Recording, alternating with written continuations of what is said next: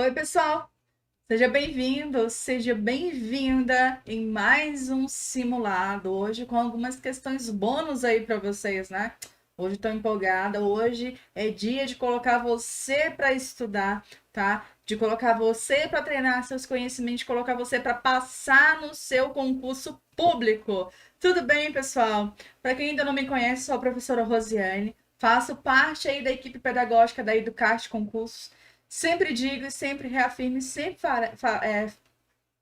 vou dizer para vocês que é uma honra fazer parte, que é uma honra transmitir conhecimento e que eu peço para vocês um único favor, dê os feedbacks para gente, né?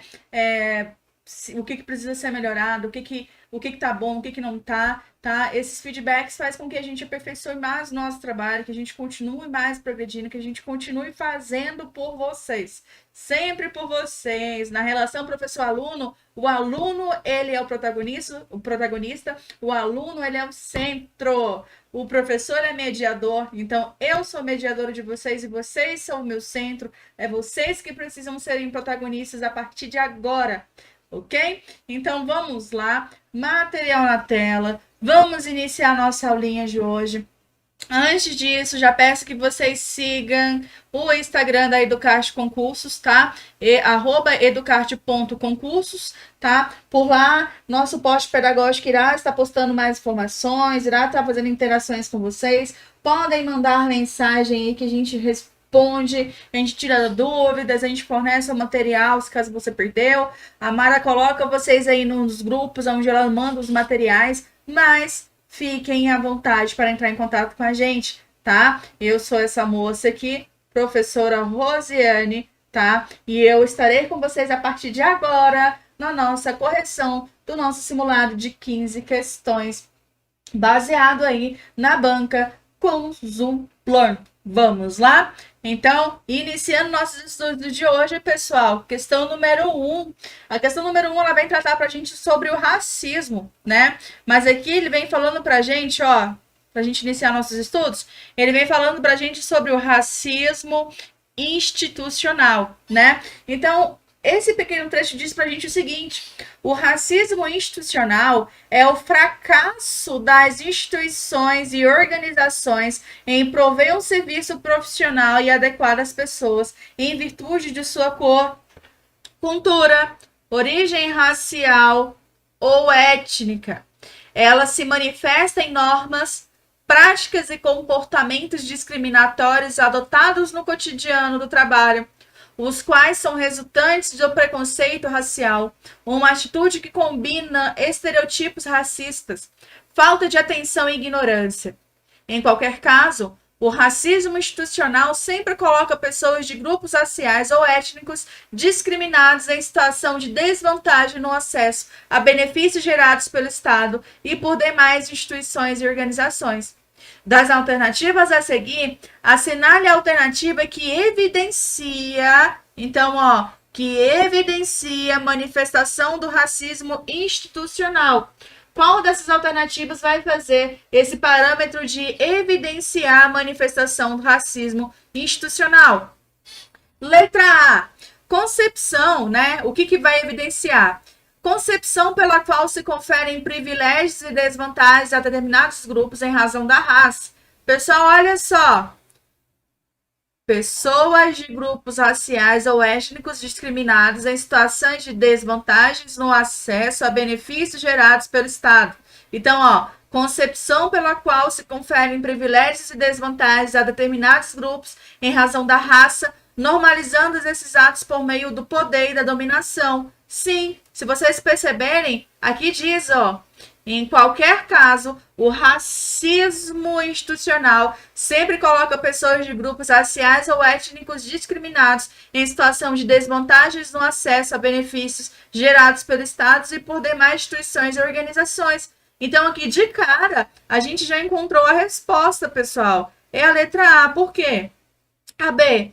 Racismo como normalidade, funcionando tanto como uma ideologia, tanto como uma prática de naturalização das desigualdades? Não é. Racismo apresentado diante do modo normal, que está presente nas relações sociais, políticas, jurídicas e econômicas, não. Racismo apresentado como uma deficiência patológica decorrente de preconceitos, não, pessoal. Gabarito aqui, ó, com base nessa pequena interpretação, letra A é o gabarito da nossa questão, tá? Questão interpretativa aí cobrada pelo Instituto Cosuplan, tá? Bem tranquila essa questão aí. Vamos dar continuidade. Questão de número 2. Na relação cotidiana, vamos lá. Na relação cotidiana de sala de aula do século XXI, atualmente, não é mais possível manter o foco de atenção dos estudantes por meio de aulas, palestras, centradas no professor, né? Não é mais realmente possível as aulas, palestras centradas no professor, numa tendência... Opa, peraí.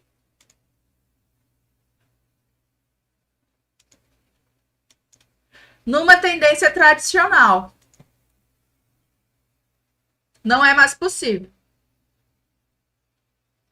Em pleno século XXI não é mais possível, tá? Porque nessa relação tradicional nós temos uma relação verticalizada, onde aqui nós temos o professor, aqui nós temos o aluno. Simplesmente o professor deposita conhecimento no aluno, se o aluno tem dúvida, ele pergunta, se o aluno não tem, o aluno fica quieto, não fala nada, né? E aqui a gente também chama de um ensino bancário.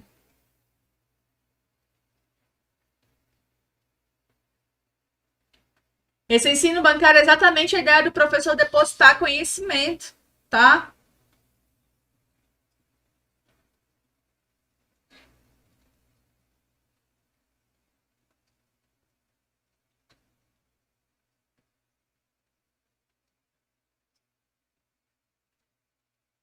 O professor, ele deposita conhecimento. Então, ó, na relação cotidiana de sala de aula no século XXI, não é mais possível manter o foco de atenção dos estudantes por meio de aulas, palestras centradas no professor, ainda que incrementadas por ferramentas digitais como PowerPoint, Prezi, vídeos ou recursos de lousa digitais, né? Então, a partir do esforço, assinale a atividade envolvendo aprendizagem ativa.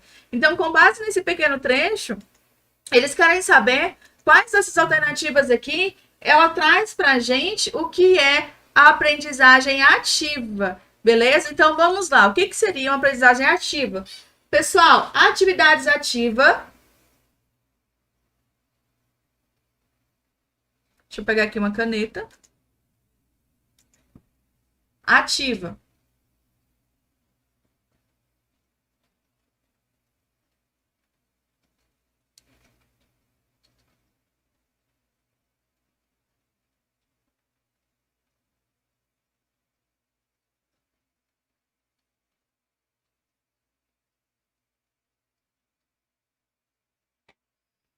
Vamos lá entender, então, a ativa e a passiva.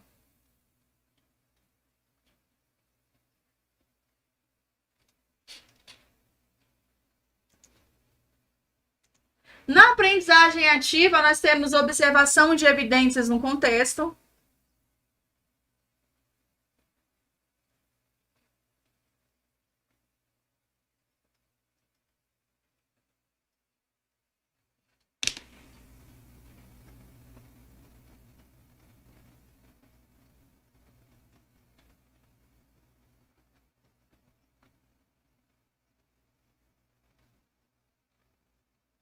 Nós temos também formulação de hipóteses.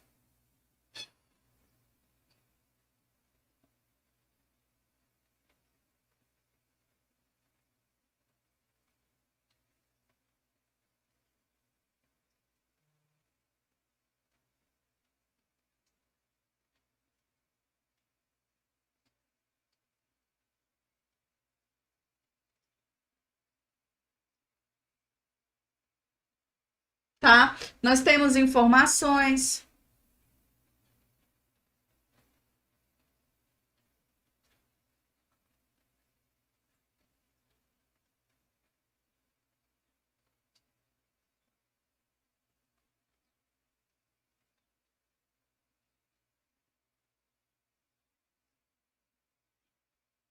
Nós temos também a experimentação da prática.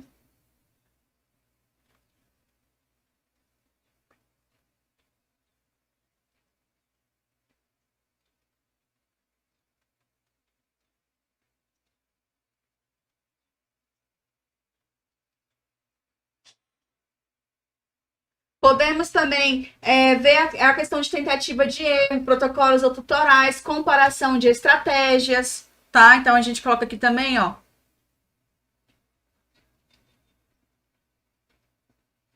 Isso dentro da aprendizagem ativa. Então, vamos lá. Deu uma travadinha, vamos lá, aqui.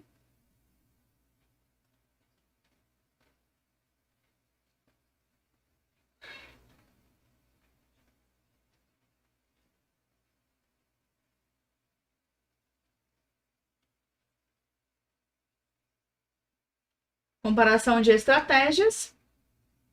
Nós também temos registro, né? Esse registro, ele é inicial, processual e final de aprendizagem e também tem o favorecimento de foco atencional dinâmico mediado por colaboração de pares, repetitivo, estático e coletivo, tá? Já na passiva, a gente já tem uma aprendizagem passiva quando tem um excesso de memorização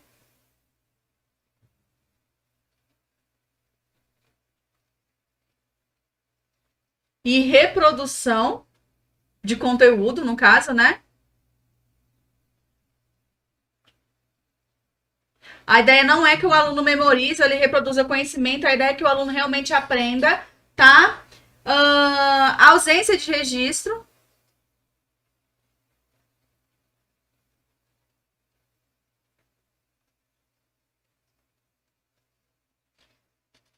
Foco atencional vai ser mais individual, tá? Então, vou colocar aqui para vocês, ó.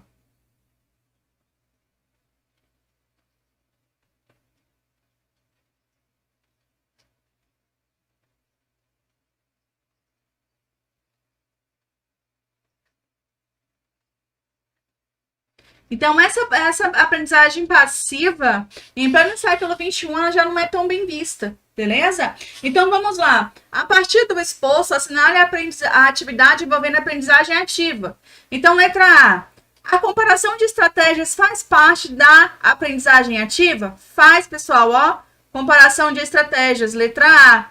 A ausência de registro, reprodução de tutoriais e estudo teórico é uma aprendizagem passiva, tá? Então, a comparação de estratégias é aprendizagem ativa. A ausência de registro, reprodução de tutoriais e estudo teórico é uma aprendizagem passiva. Então, aqui o nosso gabarito, quando trata de metodologias ativas, né, aprendizagem ativa, a gente está falando do gabarito, então, letra A. Gabarito, então, letra A, que falem aí sobre aprendizagem ativa, comparação de estratégias. 3, pessoal, vamos lá. A educação não é um processo neutro, jamais será, tá? Pois se acha comprometida com o espaço político e econômico, com uma ideologia que se impõe acima da vontade humana, perfazendo todos os anseios da classe dominante. Neste contexto, a função social da escola é... Aqui ele quer saber a função social da escola. Então, ó, função social da escola é o quê? Vamos entender aqui qual é a função social da escola. Letra A. A função social da escola é exceto, né? Desculpem, aqui ele quer o exceto. O que não é, né? Função da escola, perdão. Então, olha só. Condição para uma mudança que atenue a desigualdade e passa a defender os interesses da maioria, sendo, neste caso, relevante a sua independência, liberdade e autoconstrução dentro dos espaços de dominação existenciais. Pessoal, quando a gente fala aqui, deixa eu explicar para vocês aqui rapidinho. Opa, aqui foi. Quando eu falo para vocês de uma condição para a mudança que atenue a desigualdade e passa a defender os interesses da maioria, preste atenção. Quando a gente começa a entender a maioria, não é que a gente exclui a minoria, é porque a minoria ela passa a não existir tanto quando você começa a atender as particularidades de cada um, beleza? tá? Quando você começa a entender as particularidades de cada um, esse cada um, de pouco em pouco, vai se tornando maioria. Não de modo individual, mas de modo coletivo, beleza? Então, vamos lá. Letra B. Variável. A função da escola é, exceto, variável, conforme os interesses de sistemas superiores. Pessoal, a função da escola ela não é variável. Beleza? Conforme o interesse de sistemas superiores, pois produzem nos indivíduos socializantes conceitos e formas de agir autônomas, favorecendo os preceitos da homogeneidade da vida coletiva. Não. A função da escola ela dá condições, ela é decisiva e ela pode ser influenciada por aspectos exteriores a elas, em um processo histórico se configurando nesse sentido como um elemento propício à coação social e se tornando, na maioria das vezes, um aparato hierárquico seletivo. Tá? Então, aqui o nosso gabarito, exceto a letra B. A função da escola não é variável, tá? Não é variável. Tudo bem? Beleza? Então, a letra A, a função da escola é condição para uma mudança que atenue a desigualdade e passe a defender os interesses da maioria, sendo, neste caso, relevante a sua independência, liberdade e autoconstrução dentro dos espaços de dominação existenciais. C, decisiva no processo de democratização de uma sociedade, pois tem presença em qualquer projeção que se faz do futuro, e a função social da escola é influenciada, sim, por aspectos exteriores, beleza? Sim, ela é influenciada, tá? Então, questão 3, letra B. Questão 3 aí, letra B, pessoal. Letra B de bola. Continuando. Questão de número 4, vamos lá.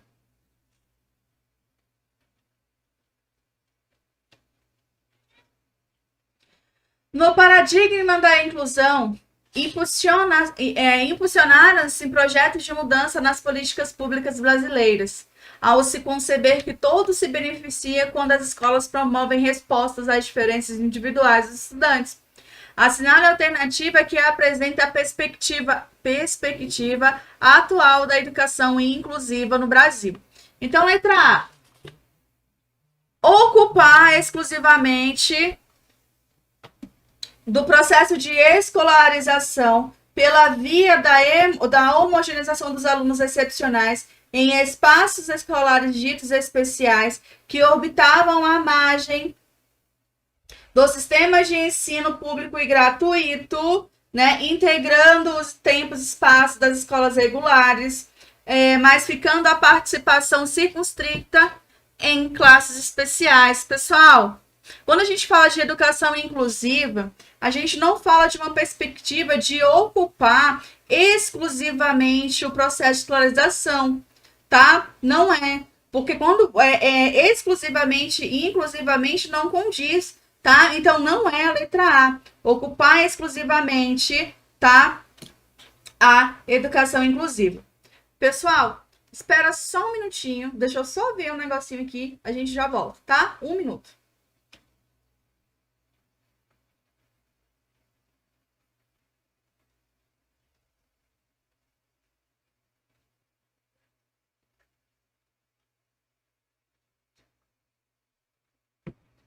Vamos lá, pessoal. Letra B. Letra B. Dentro da perspectiva atual da educação inclusiva no Brasil, a letra B diz o seguinte: ampliar. Então, ampliar a participação de todos os estudantes nos estabelecimentos de ensino regular, especialmente daqueles grupos sociais historicamente excluídos da escola, como as pessoas com deficiências, através de uma abordagem humanística. Dentro da educação inclusiva, você tem uma abordagem humanística e democrática, que perceba o sujeito e suas singularidades, tendo como objetivos o crescimento, a satisfação pessoal e a inserção social de todos. Por enquanto, a gente vai deixar a letra B em observação, tá? Vamos lá, letra C. Letra C diz o seguinte: deve ser substituída do processo de escolarização das pessoas historicamente marginalizadas da escola comum. A perspectiva da educação inclusiva, ela não deve ser substituída do processo de escolarização das pessoas historicamente marginalizadas da escola comum, seja pela homogeneização, seja pela normalização, sem a preocupação político-pedagógica, de incluir a pauta da educação especial no desenvolvimento dos sistemas regulares de ensino brasileiro, tá? E também a letra D, ela trata de integração escolar. Na perspectiva inclusiva, a gente não fala de integração, a gente fala de inclusão, tá? E aqui fala o seguinte, integração escolar, as pessoas com deficiência na mesma instituição de ensino que as pessoas que têm deficiência em classes especiais. Quando você separa as pessoas com deficiência das pessoas sem deficiência no mesmo ambiente, em classes especiais, você não faz o processo de inclusão. Você está segregando essas pessoas. Então, que realmente a questão que ganhou o coração foi a letra B. Quando a gente fala de, dentro da perspectiva atual da educação inclusiva no Brasil, nós devemos ampliar a participação de todos os estudantes no estabelecimento de ensino regular, tá? Especialmente daqueles grupos sociais historicamente excluídos da sua escola, como as pessoas com deficiência, através de uma abordagem humanística e democrática, que perceba que o sujeito realmente, vou até grifar para vocês aqui, ó, que o sujeito, tá? Ele perceba suas singularidades, tendo como objetivos o crescimento, a satisfação pessoal e a inserção social de todos. Beleza, pessoal? Então, aqui o nosso gabarito, letra B. B de bola, tá?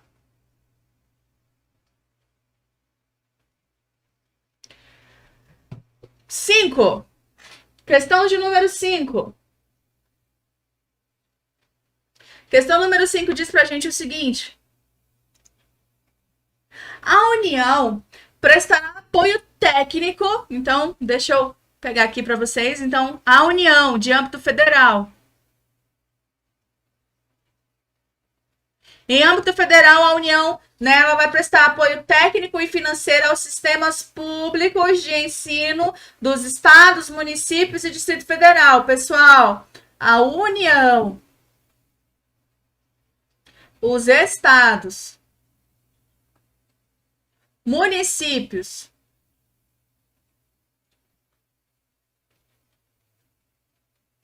e o Distrito Federal, eles estão em regimes de colaboração.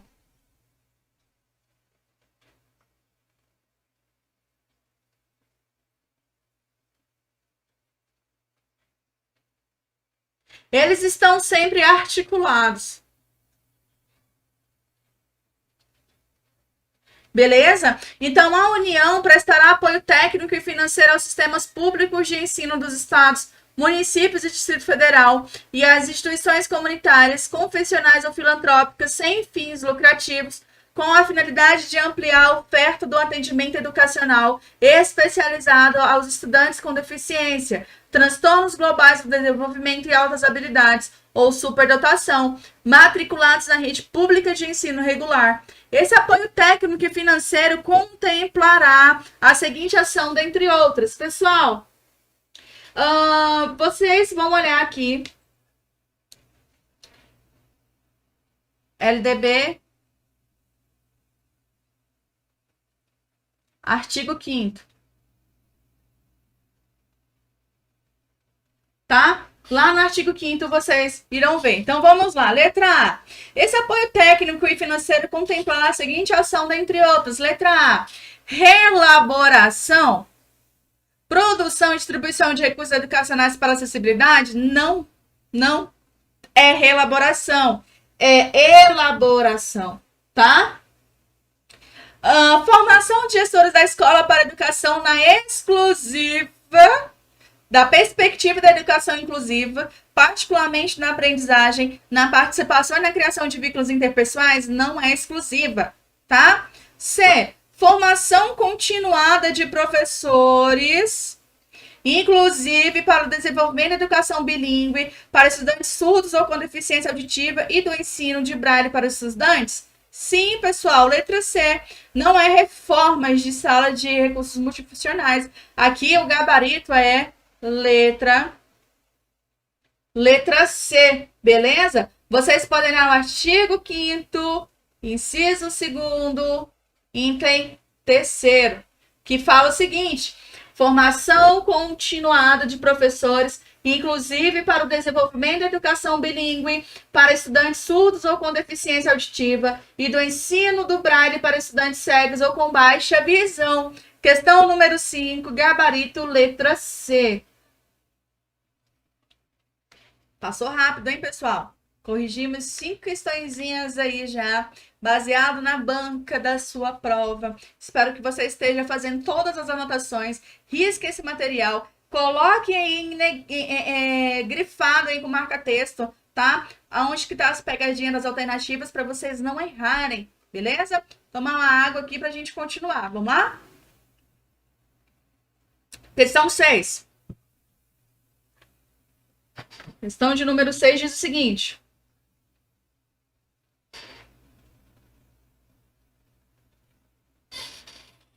O projeto político pedagógico, então vamos lá.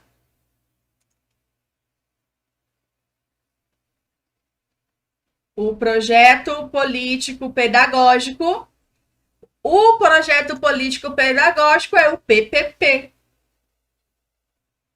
PPP, né? O PPP, como eu disse para vocês, sempre disse para vocês, ele tem uma base legal, né? Pela legislação, ele é a identidade da escola.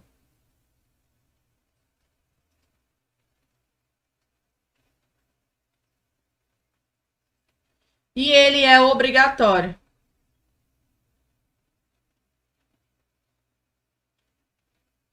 Ele é obrigatório, tá? Então, o projeto político pedagógico, ao se constituir em processo democrático de decisões, preocupa-se em instaurar uma forma de organização do trabalho pedagógico que supere os conflitos, buscando eliminar as relações competitivas, corporativas e autoritárias, rompendo com a rotina do mando impessoal e racionalizado da burocracia que permeia as relações no interior da escola.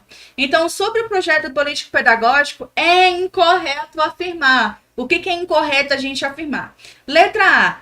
A escola irá concebê-lo buscando, então, a autonomia para executá-lo e avaliá-lo, partindo de uma reflexão sobre suas finalidades sociopolíticas e culturais, sobre a organização do seu trabalho pedagógico, tá certo? Tá?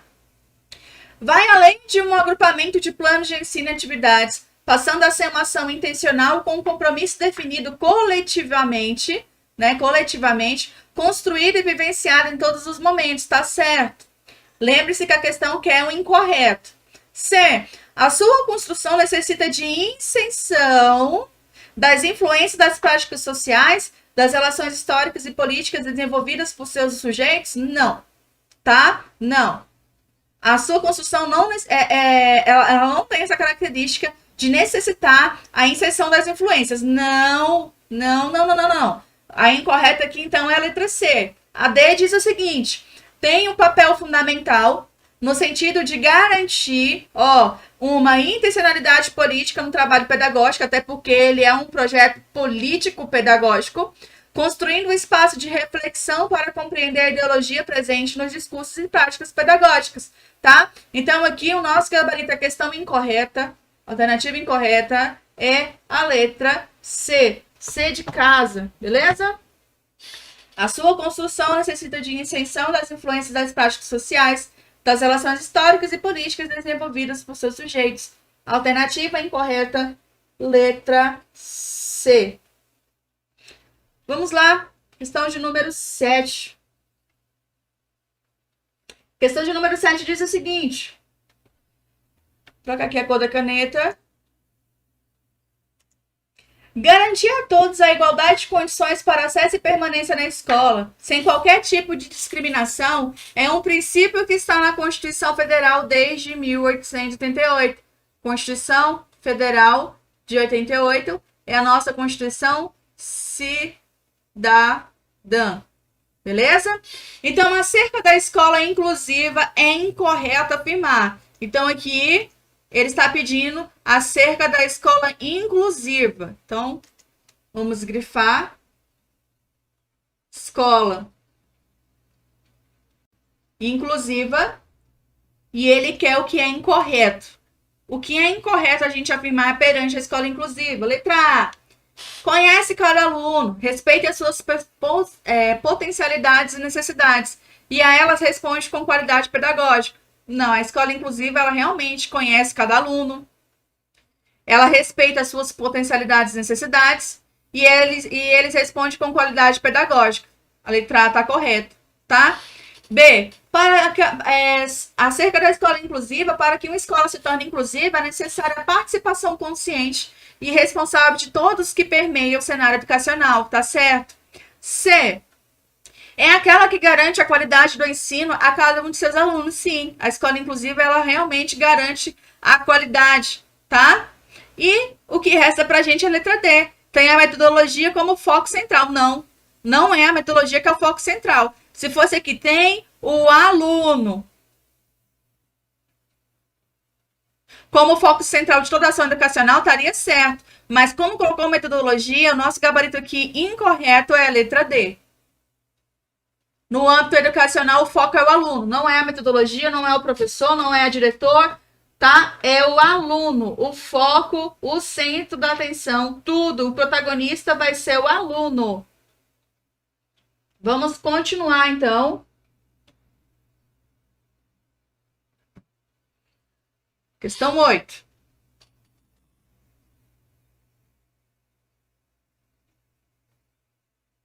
Sob a ótica da cognição, a avaliação formativa. Então, ó, aqui a questão, ela tá falando pra gente sobre a avaliação formativa. Ela situa-se em compreender o funcionamento da construção do conhecimento, tá? Uma das características da avaliação formativa, ela consiste em quê? Pessoal, avaliação formativa, vamos lá. Avaliação formativa, ou conhecida também como pedagógico,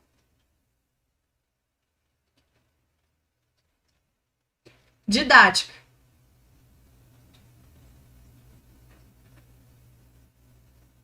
Ela é um tipo de avaliação inclusiva.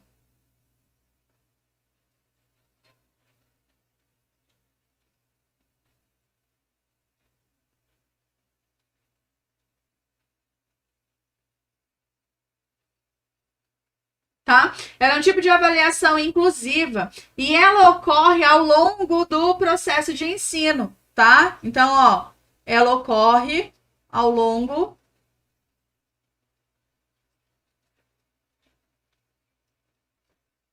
do processo de ensino, tá? E visa também ao cumprimento dos objetivos gerais específicos da educação escolar. Então, a avaliação formativa, ela situa-se em compreender o funcionamento da construção do conhecimento, né? Já que ela é ao longo do processo do ensino. Uma das características da avaliação formativa consiste em quê? Vamos lá. A natureza da interação e da comunicação entre professores e alunos é secundária? Não. Essa natureza de comunicação não é secundária, tá? B. O ambiente de avaliação da sala de aulas induz uma cultura de sucesso centrada no preceito de que apenas alguns alunos alcançarão a aprendizagem. Não. A formativa você não deixa nenhum aluno para trás. Ela não é centrada nesse preceito, tá? Não é apenas, são todos os alunos. Todos os alunos, eles irão alcançar a aprendizagem, cada um desenvolvendo as suas competências e habilidades. Não é a letra B. Letra C. Os processos mais complexos do pensamento são ativados. Pessoal, perante a avaliação formativa, realmente os processos mais complexos do pensamento, eles são ativados. Essa é a ideia de você fazer um processo de pleno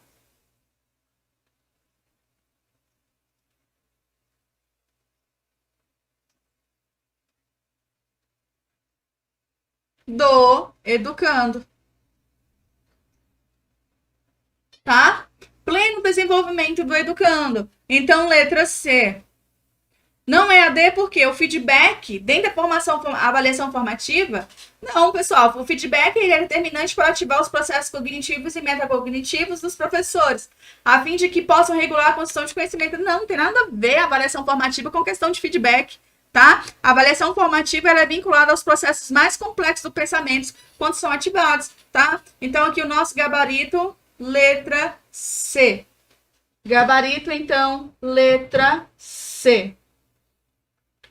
Dando continuidade, então. 9. A pedagogia de projetos. Aqui a gente está falando, então, de pedagogia de projetos. Então, não sei se vocês já ouviram falar, mas caso não, vocês irão saber agora. E caso já tenham ouvido falar, vocês irão relembrar neste momento. Vamos lá. Pedagogia de projetos, pessoal, ela é uma metodologia de ensino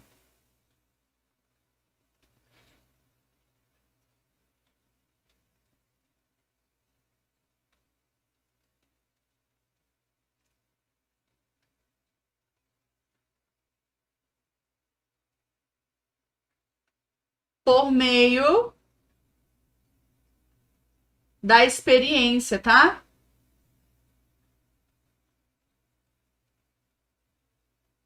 A gente até coloca aqui que vocês podem ver como a palavra empírico, empirismo. Tá? E essa pedagogia de projetos, ela propõe uma conexão entre o estudante e um projeto de pesquisa que desperte o interesse dele. Então, através da experiência, através de despertar o interesse do estudante, que você visa trabalhar essa questão de pedagogia de projetos, beleza? Tá? Então, sabendo a conceituação de pedagogia de projetos, vamos lá. A pedagogia de projetos é a construção de uma prática pedagógica direcionada à formação integral dos alunos. Então, partindo desse pressuposto, é incorreto afirmar que a proposta do trabalho por projetos deve assegurar. O que é incorreto afirmar quando a gente fala de pedagogia de projetos? Letra A. Os princípios éticos da autonomia, responsabilidade, solidariedade, respeito ao bem comum? Não, aqui tá certo. Dentro da pedagogia de projetos, você tem os princípios éticos da autonomia, responsabilidade, solidariedade e respeito ao bem comum, né? B. O respeito à identidade e às particularidades pessoais. Tá certo também, pessoal. Isso aqui tá certo. C. Os princípios éticos da autonomia. Opa, só repetiu, então não desistam aqui da professora. Tá certo também, repetiu a alternativa da letra A. Desculpa aí, pessoal, mas tranquilo. Então, consequentemente, o que resta para a gente aqui é a letra D. Não é a pedagogia de projetos, ela não tem uma desanexação, tá? Entre os aspectos físicos, emocionais, afetivos e cognitivos sociais. Na verdade, ela tem uma anexação entre os aspectos físicos, emocionais, afetivos, cognitivos e sociais. Beleza? Então, aqui o nosso gabarito, letra D de dado. D de dado. Pessoal, toma água, respira, deixa aí no chat o que você tá achando. Já deixa seu like aí no vídeo, já deixa seu feedback para mim, para que eu possa saber o que tá acontecendo, se tá bom, se não tá, beleza? Vamos para a questão de número 10, lembrando que tem questões bônus aí. Hoje a professora empolgou, hoje eu falei, hoje eles vão estudar e vocês vão estudar, pessoal. Hoje vocês vão estudar, tudo bem? Então, vamos dar continuidade, tomar mais um pouquinho de água e aí a gente continua, tá bom? Materialzinho na tela aí para vocês, questão 10. Deem uma lida nessa questão, pessoal. Deixem para mim no chat aí qual é a resposta correta.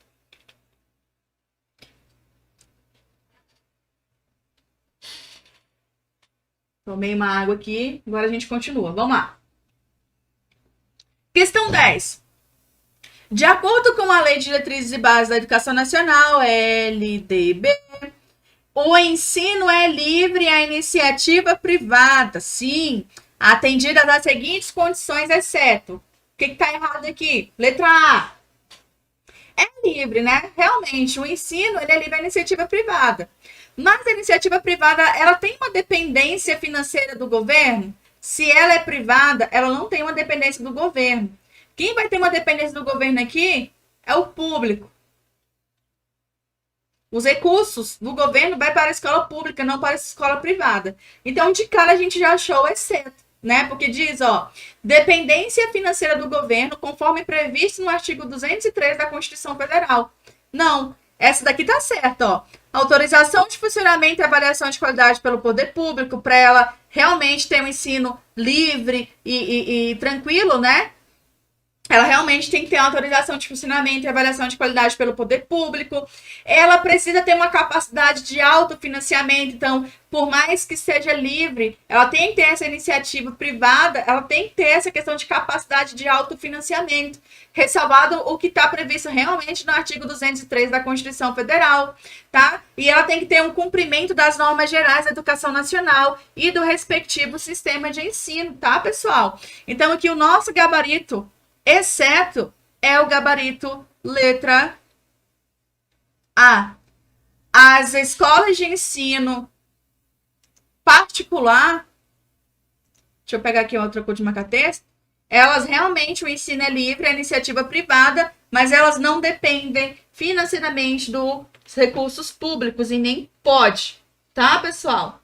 Nem pode. Vamos lá. 11. De acordo com a Lei de Diretrizes e Bases da Educação Nacional, a LDB, ou a LDB, tá? No que diz respeito à organização da educação nacional, todas as alternativas a seguir indicam corretamente as incumbências dos estados. Então, aqui, ele quer saber as incumbências dos estados, mas qual dessas aqui não é incumbência do estado? Vamos lá. Letra A. É incumbência do estado organizar, manter e desenvolver os órgãos e instituições oficiais dos seus sistemas de ensino? É, pessoal. B.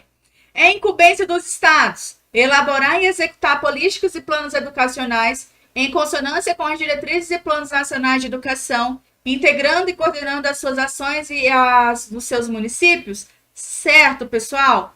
C. É incumbência dos estados autorizar, reconhecer, credenciar, supervisionar e avaliar, respectivamente, os cursos das instituições de educação superior e os estabelecimentos do seu sistema de ensino? Aham. Isso tudo aqui é incumbência do Estado e você vê realmente na LDB. Então, o que deixa pra gente errado aqui é uma questãozinha, coisa pouca, né? Que o Estado, ele não oferece educação infantil em creches e pré-escola. Isso aqui é incumbência dos municípios. Tá? Isso aqui é incumbência dos municípios, a educação infantil em creches e pré-escolas, e com prioridade ao ensino fundamental, permitida a atuação em outros níveis de ensino somente quando estiverem atendidas plenamente as necessidades de sua área de competência e com recursos acima dos percentuais mínimos vinculados pela Constituição Federal de 88, a manutenção e desenvolvimento do ensino, tá? Então, realmente, ó, a letra D não é incumbência do Estado, é incumbência do município, tá? Município, incumbência do município. Não se esqueçam disso. Vamos, então, para a questão de número 12. Vamos lá. De acordo com a Lei de Diretrizes e Bases da Educação, LDB, em seu artigo 7º-A, então vamos lá. Vou pegar o marca-texto aqui.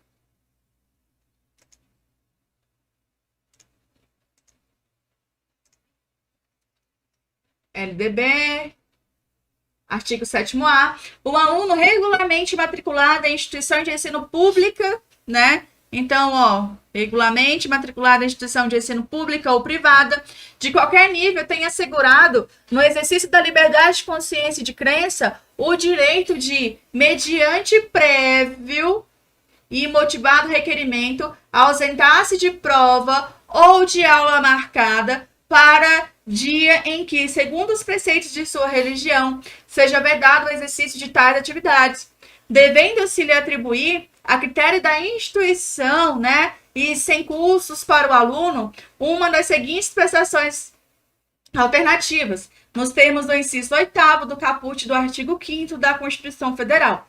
Então, vamos lá. 1 e 2. 1 diz o seguinte pra gente. Prova ou aula de reposição, conforme caso a ser realizada em data alternativa, no turno de estudo do aluno ou em outro horário agendado com sua anuência expressa. 2. Trabalho escrito ou outra modalidade de atividade de pesquisa com tema, objetivo e data de entrega definidos pela instituição de ensino. Então, a esse respeito, pessoal, quando a gente fala aí que o aluno é respaldado, né, perante os seus preceitos religiosos a se ausentar-se da escola, mas que seja avisado previamente para que ele não fique prejudicado, nós temos aqui duas metodologias aí que o aluno pode ser ressarcido aí, que ele não fique prejudicado em questão de avaliação. Só que, a esse respeito, a alternativa, ela quer a incorreta. Então, qual é a incorreta aqui? Vamos lá. Letra A. O disposto nesse artigo não se aplica ao ensino militar. Aqui se refere ao artigo 83 desta LDB. Beleza, tranquilo, tá? O ensino militar é diferenciado. B. Os alunos terão as avaliações ou aulas repostas desde que o professor aceite repor. Já encontramos o nosso erro. Não é que desde o professor aceite repor, não, tá? É o que for definido pela instituição de ensino. O professor, ele tem que passar essas avaliações ao aluno ou a aula para ele, porque ele está assegurado pela LDB, tá? Isso é assegurado. Na legislação, o aluno é assegurado a fazer. Ele pode se ausentar por preceitos religiosos, resguardar o dia, né? E depois ele ser reavaliado. Lembre-se que a avaliação ela é formativa, então ela é ao longo do ensino. Então, todos os dias você está formando o seu aluno. Lembra disso, tá bom? Então, a gente já achou o erro aqui, pessoal, da questão. Letra B, tá? Letra B, o nosso gabarito aí, o incorreto. Aí o C diz o seguinte: a prestação alternativa deverá observar os parâmetros curriculares e o plano de aula do dia da ausência do aluno. Se você está trabalhando História do Brasil e o aluno falta, aí quando você vai repor atividade, você cobra Revolução Industrial, não bate com o seu plano de aula do dia. Tem que ficar atento a isso aí também, tá? Cuidado. E a letra D, ela diz que o cumprimento das formas de prestação alternativa de que trata esse artigo, ela substituirá a obrigação original para todos os efeitos, inclusive a regularização do registro de frequência. Tranquilo, tá? Nosso gabarito aqui incorreto, letra B. Letra B aí, gabarito da nossa questão de número 12. 13. A palavra currículo associa distintas concepções, né? Então, vamos lá? Currículo, mas aqui a gente está falando do currículo escolar. Então, o currículo escolar, né? Ele é a base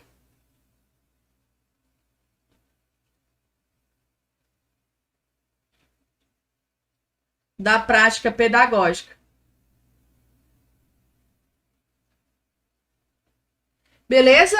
E esse currículo, ele envolve todos os conteúdos que serão estudados, as atividades realizadas e as competências a serem desenvolvidas. Beleza, pessoal? Com o objetivo da formação plena dos estudantes. Então, o objetivo do currículo escolar é a formação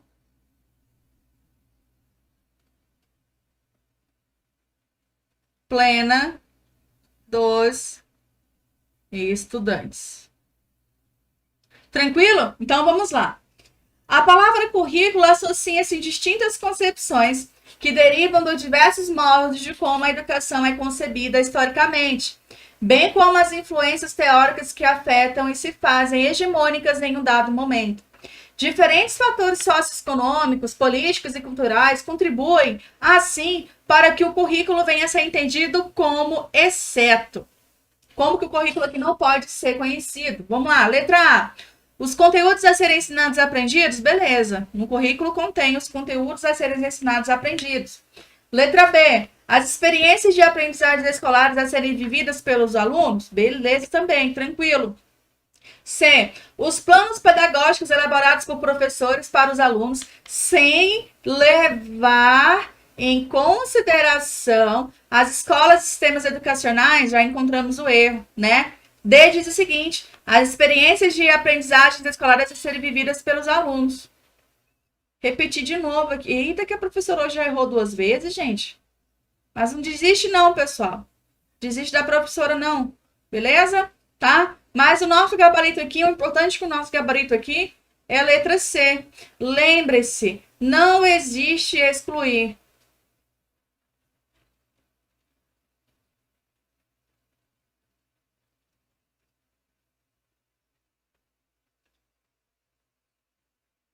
Existe incluir.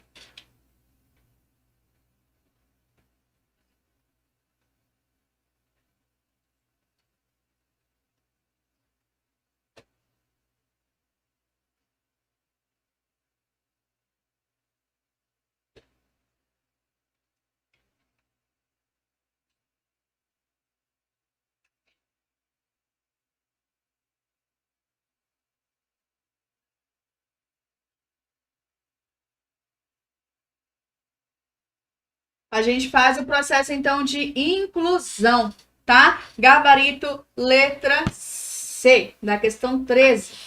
Vamos para a penúltima questão de hoje, né? Conforme o artigo 2º, vamos lá. Artigo 2º da LDB, a educação, dever da família e do Estado, inspirados nos princípios de liberdade e nos ideais de solidariedade humana, tem por finalidade o pleno desenvolvimento do educando, seu preparo para o exercício da cidadania e a sua qualificação para o trabalho.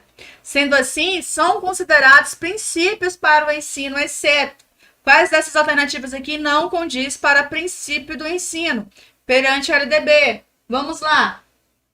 Principais LDB, né, no caso aqui.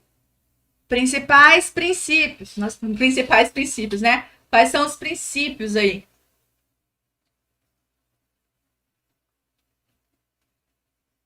Aí a gente puxa aqui, coloca legalidade,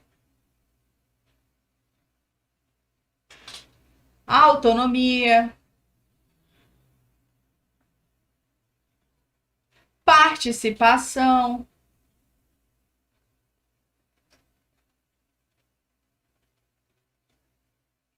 transparência,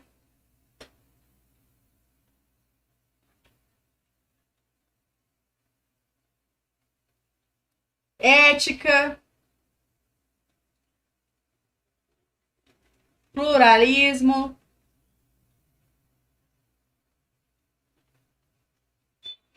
Além disso, pessoal, além da questão do pluralismo, dentro da questão aqui da escola pública, então, ó, da escola pública, tá? Nós temos aqui a gestão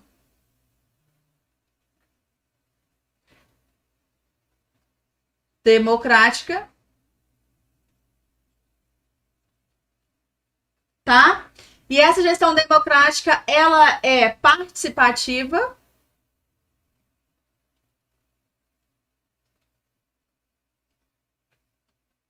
e colaborativa.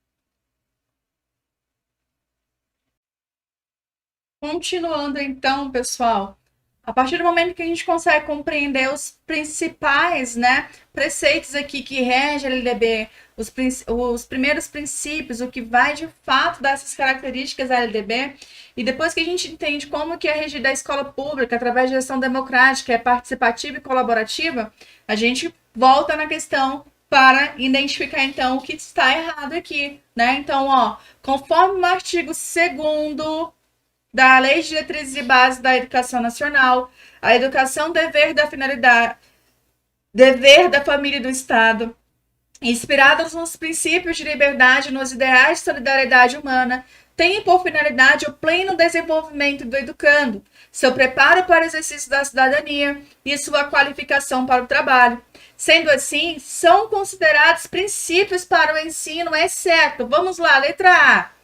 É considerado como princípio liberdade de aprender? Sim, ensinar, pesquisar e divulgar a cultura, o pensamento, a arte e o saber. Tranquila. A. B. Gestão centralizada do ensino público, na forma desta lei e da legislação do sistema de ensino. Pessoal, não é gestão centralizada, eu falei para vocês, é gestão democrática, tá? Gestão democrática do ensino público.